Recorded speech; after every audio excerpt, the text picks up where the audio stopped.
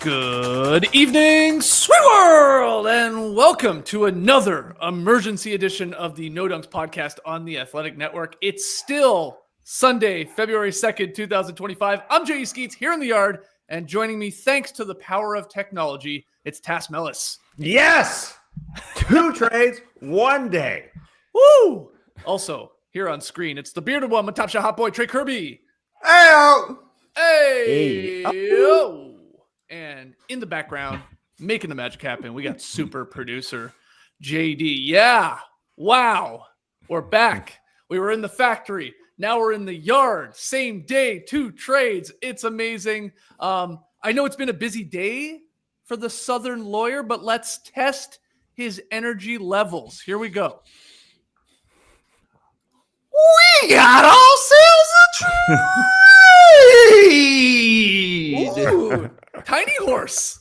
Tiny Just a little miniature horse. Well, I've been grooming this one for years, Skeets. Yeah, you have. Yes. Raising it up from a young full to a full-grown trade.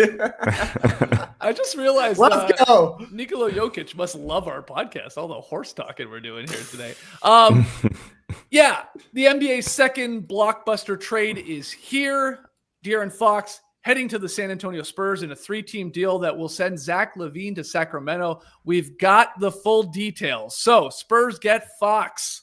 They get Jordan McLaughlin. The Kings get Zach LaVine, CD Sissoko, 3 first-round picks. It's actually 2 first-round picks. We'll explain. And then 3 second-round picks. It's actually 5 second-round picks. The Bulls, they get Zach Collins, Trey Jones, Kevin Huerter, and their own 2025 pick coming back from the Spurs. So yes, Fox, obviously the key piece, he goes to the Spurs. He teams up with Wemby, Tass, and they didn't have to give up any of the guys we thought maybe it would take, right? Devin Vassell, Keldon Johnson. There was some Chris Paul talk. In the end, I mean, it's Zach Collins, it's Trey Jones. It's really not a whole lot. It's more sort of pick-oriented. But what do you think, starting with the Spurs getting Fox to team with Wemby here? I'm excited for Fox and Wemby. I am excited for the picking and the rolling. I think Fox is a good pick and roll ball handler. You look at the stats, and he is quite good in terms of scoring. They're like Jalen Brunson, Shai Gilgeous-Alexander, like point per possession numbers when he's ball handling. Now, he doesn't do it as much as those other guys because the ball goes through Domantas Sabonis all the time, but he is extremely efficient, and the shooting percentage is shocking. He's 54% when he's a pick and roll ball handler, and now when he's playing with Wemby, I think it's going to get even better because all the pressure, all the eyes are going to be on Wemby, and I think that's just a great combo. Yeah, you said they didn't have to give up any of those guys, so even in the near future, whether it be these next 4 days or the summer, they will potentially be looking at dealing guys like you mentioned, Keldon Johnson maybe down the road, Devin Vassell, Jeremy Sohan, Harry Barnes is still an old guy they have there. They won't trade Stephon Castle, I don't think. This is the clear winner for me. We've got 2 trades in 1 day, 2 very clear winners. I am excited to see those guys work together. I think they will be very good. I know we talked about it briefly a while ago that De'Aaron Fox isn't a shooter. That being said, I mean, he's had a couple good seasons, like 37% seasons from three-point land. And now, again, with all the pressure, all the focus being on Wemby, I like what the Spurs did. I don't care what they gave up picks. That picks thing is in the past. They gave up DeJounte Murray in 2022 so they could get bad. They did. They got it. They're done with the Wemby pick. So I'm excited for them. For the other teams, well, that's a whole other story. Yeah, well, we definitely got to hear from the Bulls fan, Trey Kirby, and the haul they got back and what they did. But TK, I would love to hear your opinion on the Fox part of this all. And yeah, no Castle, none of their other younger guys having to be shipped out. And they now get to pair this 27-year-old, very talented point guard with, probably the future MVP in Wembanyama. Well, first and foremost, I'm so happy you called this a blockbuster. We had Luka Doncic traded for Anthony Davis. I thought that maybe had changed the bar for this, but we do have 2 All-Stars changing teams. Yeah. And Tass is right. This is an absolute home run for the Spurs. I've got a lot more concerns about the fit of Fox with Wemby, but Fox is the guy who was available. And they gave up one asset that had real value here, and that's the Minnesota pick in 2031. That's not their pick. They kept the Sacramento pick swap in 2031. Yep. They could still benefit from a bad Kings team down the line. They kept the Hawks picks, which I think is huge, getting the their unprotected pick this year, the swap next year, the unprotected pick year after that. And then they didn't have to give up Castle. They didn't have to give up Vassell. They still have a Keldon Johnson contract that they could move if they wanted to. The Spurs still have enough assets to go and get the next guy around Fox, around Wemby, and the young core that they think they're building.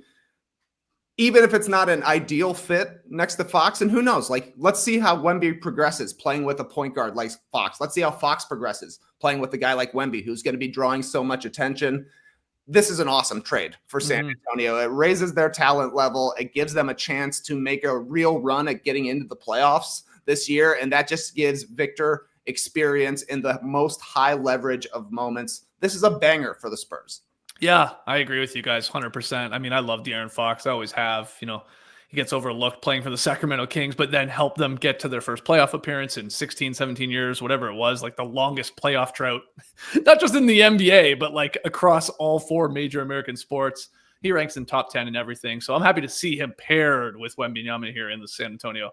But that pick, I just want to clarify for one, because I see some people in the comments like, what are you talking about? Isn't it 3 first-round picks? The reason I was joking about that is that Charlotte first rounder the Kings received is protected 1 through 14 in 2025, which means it's not going to convey, right? Charlotte has what, the 4th worst record, I think, in the league. Like it's not conveying. And that means the Hornets will instead send them their 26 and 27 second round picks. So really, instead of a 3 first round picks and 3 second round picks, it's like more of a 2 and 5 scenario, just to clarify that for everyone. But TK, let's get your Bulls opinion on the matter here. What comes back, and Zach LaVine obviously finally being moved. You've been putting in work on our goddamn podcast for feels like years in trying to trade Zach LaVine and or Nikola Vucevic. So you got one of them gone, and we'll see about Vucci in the coming days. But what do you think? Even back in 2022, the 21-22 season was the most fun Bulls season of Zach LaVine's career there. It's when they had the great start. They were in first place through January. They started tailing off by the trade deadline, and people were like, should they blow this team up? They kept it together for another 3 years. 6 months ago, Zach LaVine costs the Bulls picks to get off of his contract, which runs through the 2027 season, assuming he picks up his player option. Right. They're getting off of it now. That is a huge win. It was beyond time to move on from Zach LaVine. I'll be sad to see him go. I've been a fan of his since he was in Minnesota. I liked him on the Bulls. He played for some terrible, terrible teams. He got ripped off in the 2020 All-Star game when he didn't get named to the All-Star team, even though it was in Chicago, because the team was so bad and they ran a joke of a coach out there. He was a great guy to have during some bad years for Chicago. It was good to see him have a chance to try and win alongside DeRozan. It obviously didn't work. So I don't think that getting the pick back is all that much to get excited about from the Spurs. It was a top 10 protected pick. Most likely they were going to keep it this year regardless. However, it does free them up to tank next season. And you look at the collection of dudes who is going to be left on this Bulls team. I don't think they're going to be very good in the second half. So they're going to be in the lottery this year. They're going to look crazy next year. I'm sure the plan is to try and be active in the free agent market in 2026. So whichever washed up free agent is a little bit past their prime, come to Chicago 2026. We'll see you then. I think this is at least neutral for the Bulls. It could have been bad in the past. It could have cost them, but now they're kind of getting back to zero. And hopefully they're going to get lucky in one of these lotteries and not just end up picking 7th every single season like the last time they went half in on a rebuild. Yeah. The next key for them is moving guys like Vooch, maybe Lonzo, maybe Kobe White, because the Bulls, you love it to see it, once again, did not get any extra picks in this deal. They got 1 pick back, which is nice, but they didn't add to the asset chest. Right. So hopefully they're able to do that sometime in the next couple of days here, because this at least signals the direction they're going for this season, which is not going to be good. Yeah, Schumann here in the stream team saying the Bulls still in the play-in club, but they've been holding the door wide open for the Sixers for a few weeks now. Like, Don't come you on forget in. about those Raptors, baby. Oh, They're sure. looking Jesus, into. Tass still believes they're hot, baby. They want to get Well, today. the Bulls are falling out. That's for sure. Yeah. Well, honestly, Sixers and Raptors, I think, could potentially catch the Hawks and the Bulls, you know, depending on how the second half of the season goes. They're more incentivized to play well in the second half of the season. Yeah. Tass, from the Bull side of things, before we can then, of course, talk about the Kings here, like, well, what do you think? And the roster, you were laughing when Trey talked about the roster, because also I love these three players going back to the Bulls, who I don't believe Trey Kirby is all that fond of in Collins, Trey Jones, and Zach Collins. But Tass, what do you think, man? Well, the Bulls are ready to tank, baby, and maybe we'll be calling another trade a blockbuster if they trade Nikola Vucevic, you know, in the next 4 days or so. Because I think that's the only direction that they're going, which is what they got to do. They just got to get bad. And it's official. It is going to happen because there are so many good Eastern Conference teams. I'm sorry. They're good. There's a bunch of good teams and there's a bunch of bad teams. And the Bulls were slightly in danger of beating up the bad teams and maybe getting rid of their pick. Maybe. And so now at least they're going to hold on to their pick. This is good news. This is good news that they're just getting bad. It was a real short run. I think you can start to look in the past now of the LaVine, Lonzo, the Vooch, the DeRozan, the tries. It was an admirable try. It was good for literally like a month. But now it's dead. Hey man, and, 3 months. It was good for 3 months. Yeah, it was half a season. It's true. It feels shorter than it was. But yeah, this is the right direction for them. They had to do it. And even though Zach LaVine was having a really good season, it is a little like we talked about Fox. It kind of flies under the radar because of the teams that he plays on and the lack of playoff experience he's had with Minnesota, the Bulls, and now going to Sacramento. It's sad stuff. Yeah. Let me tell you, I'm so happy during the 2022 season. I flew back for the Bulls Game 3 playoff game. It was their first time in the playoffs in 5 years. They haven't been back since. And it's going to be how many more years until the Bulls are back sniffing the playoffs? I feel like that was money well spent. Yeah, to see them get beat by 30 at home in their worst home playoff loss. Yeah, bro. They got destroyed, and that was the good days. Those were the good days, Skeets. Don't worry. I flew home to Toronto for many of those Raptors playoff games. A lot of game ones, if I recall, where they lost in glorious fashion. So I feel your pain. Yeah, but LaVine, I mean, what a bounce back season. I mean, he did build his trade value up a little bit. He was averaging 24 points per game, like 5 and 4.5, shooting really good. 51% from the field, like 45% from three. Guy takes a lot too, but it's that contract. I mean, he is owed $46 million next year. And then he has that $49 million player option for the 26-27 season. So, you know, I don't know. He feels so much older to me too. You know, it's just, I guess we've talked about Zach LaVine for so long, but he's like 29. I mean, he's in his prime right now, and he's playing really well. But he's been in a great 4 playoff games in his career, and I guess Trey, you saw one. That was the only playoff series of his career, which is bonkers when you think about how long he's been around. Yeah, he's gone from the Wolves to the Bulls to the Kings now. Yeah, they beat the Bucks in Milwaukee though. They beat them game 2 in Milwaukee. Chris Middleton was hurt. People were talking him up. Hey, maybe they're going to be able to steal one here. So they didn't steal one. Let's talk about Sacramento here. I mean, obviously the picks are the key part, but Zach LaVine is a piece here and reuniting Zach LaVine and DeMar DeRozan. I joked with you guys before we went live. I was like, for weeks, for months, honestly, for years, I'm always comparing the Sacramento Kings to the Atlanta Hawks. But I think they got upset by hearing that. And they're like, we don't want to be the Hawks, Skeets. We'll be the Bulls instead, because they're pairing some old Bulls here, at least for now, Tass. But what do you think from Sacramento's side of things in this 3-team deal?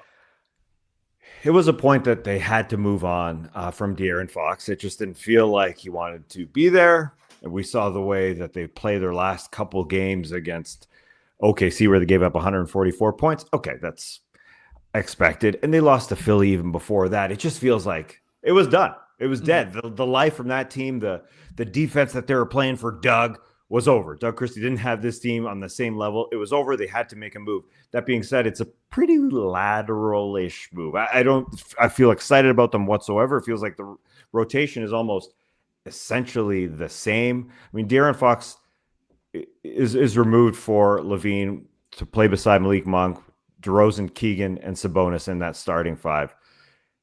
Not all that exciting, to be quite honest.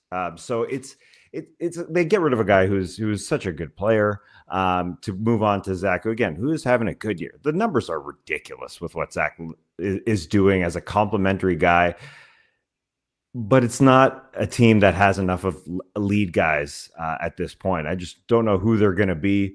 Yeah, maybe the first round picks work out. They are saving some money, actually. I know that it sounds crazy that they're saving money, but getting rid of Fox plus Herter's $16 million plus McLaughlin, they're saving about $8 million here, which is probably what they're looking at here. It just feels like they didn't want to play together. It looked that way on the floor here towards the end of their road trip, and they had to do something. But again, I'm not all that excited for game to game how it's all going to work, especially in this Western Conference. If we were talking about an Eastern Conference playing picture, it would be different. But is this team going to be that good? They would be the Bulls in the Eastern Conference. Yeah, but they would be going for the play-in spot and not tanking. I think the Sabonis thing, they would know who they are. Fox doesn't get any credit for playing defense. I think he's a pretty solid defender that Sacramento is going to be excited for. This Sacramento Kings team is just going to be a team that scores, but not going to be able to play great D all that much. I mean, Keegan's decent, but it just feels like a team that's going to maybe outscore you, maybe make the play-in, and that's about it. Trey? I think they're the Bulls West. It's Zach, it's DeMar, and it's Vooch, but guess what? Vooch is blonde now, and his name is Domantas Sabonis. It's the exact same team. Malik Monk, you're Kobe White. Patrick Williams, you're Keegan Murray. It all goes perfectly. Keon Ellis, guess what? You're Alex Caruso. It's the exact same team. They're going to be in the play-in.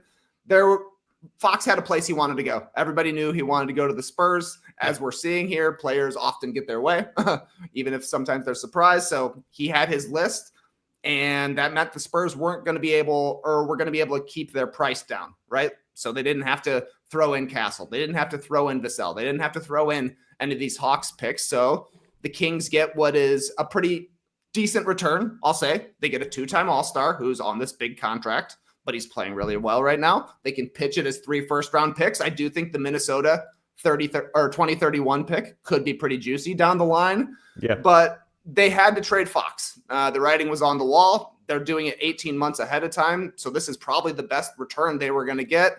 It's just not that much to get excited about because we literally just saw 3 years of this with the Bulls. And that's the easier conference.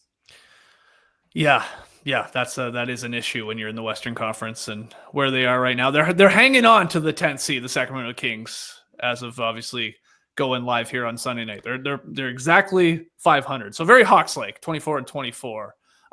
But now, I mean, a question here, Tass, is the Spurs were reeling at, like, they started hot. They were surprising a lot of teams, and then they did plateau a little bit and then started sort of going the other direction, like especially in 2025. They've dipped to 21-25 now. Do you think this injection of Fox, though, with that team keeping all their key pieces, of obviously with Wemby as a star, like, are they going to like sort of leapfrog Warriors, leapfrog Kings? Like, do you think they have enough to get into meaningful play-in games to give you some experience for Wemby? Or is it more likely you think these more sort of veteran teams, been there, done that, still find their way into those play-in spots? It is super close. I don't think they get in there, but it's going to be super close. I do feel like the Kings, whether they get there or not, they just missed out on getting somebody from the Spurs. For Fox, if they were able to squeeze somebody like a Stephon Castle, which the Spurs were not going to do, I mean, that would feel like they're winning something here. It's going to be borderline, although. Hearing this tweet from Brian Windhurst, who just wrote about Jimmy Butler potentially being traded. He wrote, "The Heat's Jimmy Butler has communicated to the Warriors that he's unwilling to sign an extension there, and therefore trade talks to send him to Golden State have ended for now, sources told ESPN. Now, remember when Zach LaVine was maybe going to the Warriors? Could still be Vucevic. So if the Warriors' big piece that they're going to get is Vooch, it's going to be a heck of a race for that 10 seed. I mean, really, I think the top 9 are pretty locked. But how far are the Spurs from the 8th seed? Because that to me is what the goal should be for them in the second half of the season. Because if they get up to the 8th seed in the standings, that means they get 2 guaranteed play-in games, regardless of how it goes. They're 3 back. I think that would be humongous. Yeah 3 back right now. Come on, adding De'Aaron Fox. With giving up nothing. Yeah, I mean, Zach Collins he played in their rotation, but Sohan can take his minutes. Maybe they find another depth piece as a big man. Trey Jones was a point guard for him, but obviously those minutes are going to go to Fox here. They still have all these extra picks that they could make a move for. I don't think it's unreasonable that San Antonio makes a run here. And to me, the goal should be the 8th seed, because that would be nice to get a little bit of experience. Look at how it paid off for the Grizzlies. Look at how it paid off for Shai Gilgeous-Alexander and the Oklahoma City Thunder playing in those high leverage games. Yeah, for sure. They could. They've got a really weird home road balance that they have played such a light schedule on the road that they've got a ton to make up for. But that being said, yeah, they could get in there. It's a race though. There's so many good teams. It's going to come down to the wire, I think.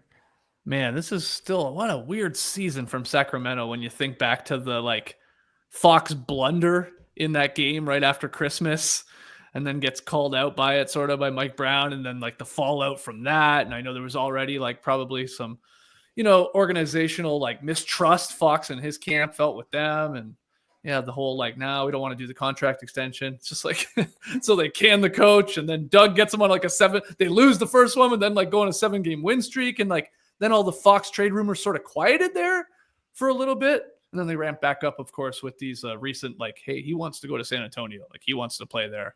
And there's some interest there. What's it going to take? Oh, Castle, Vassell. We're oh, it's got to be something like that. And in the end, for it to be none of that, man. And like Trey said, even not even the sexy picks even. Pretty impressive work here by the Spurs to add this guy. And now you just find out for a year and a half, how he fits. What's his demeanor like? How does he slot in with Wemby and these other guys? Pretty incredible. And he gets at least half a season being with Chris Paul and Wemby. Sure. That's just a little bonus for sure. Yeah, that's a good point. All right. Well, any other thoughts here, TK, on the 3-team deal? And if you guys are just joining us for the first time, we go daily here at No Dunk. So hit the like button, subscribe. Podcast listeners, leave us a 5-star rating and review. Make sure you go check out our emergency podcast from this morning on Luka getting traded to the Lakers. Any other thoughts on this Fox, LaVine? I guess you say Zach Collins deal. I don't know who you pick there going to the Bulls. Herder, I guess. I don't know. 2 Zachs and the sack deal, huh? It's 2 Zachs and a sack. Okay. A lot of Bulls fans are excited because it feels like getting this pick back from the Spurs, which also did have protections attached to it for next season and the season after, 26 and 27, I suppose. Getting it back means those protections are gone as well. So even if they were to keep the pick this year, that would have factored in next year. This allegedly gives the Bulls leeway to tank, right? They don't have to be. They would have been incentivized to tank next year, keeping the pick if it's top 8 protected. But hopefully this means they are choosing that direction. You can never be sure with the Bulls, right? We're not sure what they need to do. So I'm going to learn. I'm not ready to fully cast my lot with this trade yet because I want to see what they do next. I want to see if they're able to get any sort of return for Vooch, Lonzo, Kobe, maybe Ayo Dosunmu, depending on who is interested. I don't think anybody should be untouchable except for Matas Buzelis. He's the guy right now because it feels like this could be the first move of many for the Bulls. There's been reporting out of Chicago that they might not be done, and I hope that is the case. We shall see. You just never know. It would be nice to get a pick back here. And I guess the Bulls, I believe, have to waive some guys here, right? Before they got a lot of guys. Yeah, so I think the front runners to be waived are Taylor Horton-Tucker, Chris Duarte is on the Bulls, Torrey Craig. So I guess a couple guys have to be waived at least as this currently stands. And then I guess I should have to add. I should also be excited. I don't, off the top of my head, I don't know if the Bulls have ever had a player named Trey and they just traded for one. Trey Jones, yes. Wow, I'm gonna get a Trey Jones jersey. Jeez, that'd be very cool. Very cool. Super cool, man. Super cool. That's what's keeping me watching the second half of the season. Oh yeah, that's right. Yeah, they did this for you. Tass, any final thoughts here before we jump on the horn again and do it all again tomorrow morning? Well, I'm just looking at the standings in the Eastern Conference, and it is great for the Bulls to pick a direction which is down in the standings for once. And it is wild to see them in 10th and the Toronto Raptors at 16-33. Literally, I'm thinking about them making the play-in. That this Toronto Raptors team sitting in 12th at 16-33, they've got the easiest schedule the rest of the way in terms of strength of schedule. Let's go. Yeah, they could do it. And it is true that with Jalen Johnson's injury in Atlanta, them in the 9th, the Bulls in 10th, they could literally fall down, and Philly and Toronto could take their spots in the play-in. I mean, the Toronto Raptors are 16-33, and it's obviously they got to win a lot more games, but they are definitely still alive to make it. And Philly's playing better, even though Embiid's not back at this point. But yeah, we watched the Toronto Raptors team today as they booed the American national anthem before their game, before they beat the Los Angeles Clippers at home. They beat their old Kawhi. Things are changing for the next 30-35 games here in the Eastern Conference. It's good for the Bulls though. They picked a direction. That is for sure. Yeah. Okay, so who's the next big name to be traded, and will it be considered a blockbuster? I guess, the Luka to Lakers with AD to going to the Mavs, that was more than a blockbuster. Yeah. That was we said it was the craziest trade of all time, the most stunning, most shocking. That's like a mega trade, right? Those are two, when Luka's named to the top 100 players of all time, that's two top 100 players of all time. This one, like you said, blockbuster, all-stars being moved around. I think that's fair. I guess if Vooch is moved for not an all-star, it's not blockbuster. Right? No, it's just a trade. Yeah, Vooch going for a second-round draft pick. Is that a blockbuster? I don't know. No, I don't think so. How about if a Jimmy Butler and Bradley Beal involved trade goes down? Would you consider that a blockbuster? Yeah. They're both all-stars. Yeah, if Jimmy gets moved. If Jimmy gets moved to a team that you're whoa, that team's now a player to compete in the playoffs and maybe compete for a championship or whatever, get back into the mix, to me, that's a blockbuster. That's a game-changing trade. If Brandon Ingram gets traded to the Raptors, of course, depending on who, but it's not going to be for Scotty Barnes or anything like that. I don't know. I don't think that constitutes blockbuster. But I'll tell you what, we'll be doing an emergency podcast regardless. Oh yeah. Yeah. It sure felt like Jimmy Butler to this Suns was happening. Mm-hmm. But to hear this Brian Woodhurst tidbit here that he's told that the Golden State Warriors that he ain't signing an extension there first. What? Why wouldn't you sign an extension with the Golden State Warriors and play with Steph and Draymond if that's the case in terms wants of to play the trade? Phoenix. I guess so. But the second thing I want to say is I guess it's not a lock. The fact that these little tidbits are coming out, it's not a lock that he's going to the Phoenix Suns, and it sure felt that way. Who knows? But pull up the Bradley Beal, my friend. He holds all the cards. Yeah, when he heard about the Luka trade, he was on the bench with Kevin Durant, and Kevin Durant was telling him, he kind of immediately looked away. He didn't want to hear about a trade. It seems like I don't like hearing about trades. It's like he doesn't want. It felt like to me nah. It ain't my thing, man. I don't want to be dealt. I just want to be here, sitting here on the 12th seat of the bench. It didn't feel like it was happening. I'm body languaging. That's 100% sure. But all I know is right now as we build up to the trade deadline on Thursday with these two blockbusters or big ass deals that we had today. I feel like that referee from that clip where the boxers are fighting. He's like, ooh, and you're like, oh hell yeah! You're like, the NBA is back, baby. Super Bowl what? Grammys what? Who gives a shit? We got deals. In this I appreciate it. I feel like a lot of people were calling conspiracy with the Luka to the Lakers earlier today, but I'll say this. I'll buy into this conspiracy. Adam Silver said, first Sunday, no NFL in months, 2 trades in. Call them in, boys. Call them in. Yeah. Joe Dumars. Yeah. Well that's played, good stuff. Adam. Good job, Adam. If that's salute to you. Yeah, salute to you. Let's call it there. Let's hear from everybody in the stream team. Obviously, drop your opinions in the YouTube comments. Who won this 3-team deal? Just for those coming in late, obviously, De'Aaron Fox to the Spurs, Zach LaVine to the Kings. Those are the key players in this move. Let's hear your thoughts. We'll be back tomorrow morning. Unless another crazy trade happens, unless Jimmy Butler in the next hour or two gets traded to the Warriors or Suns or somewhere. We'll be back tomorrow morning at 10 a.m. Eastern to talk about the Luka trade a little bit more, to talk about this trade a little bit more, to do some weekend winners and losers. So hopefully you'll join us then. Hit the like button, subscribe, leave us a 5-star rating and review. Until then, Clipper Bros. You heard it here first. Have a great time. Turn up. Love you guys. Awesome.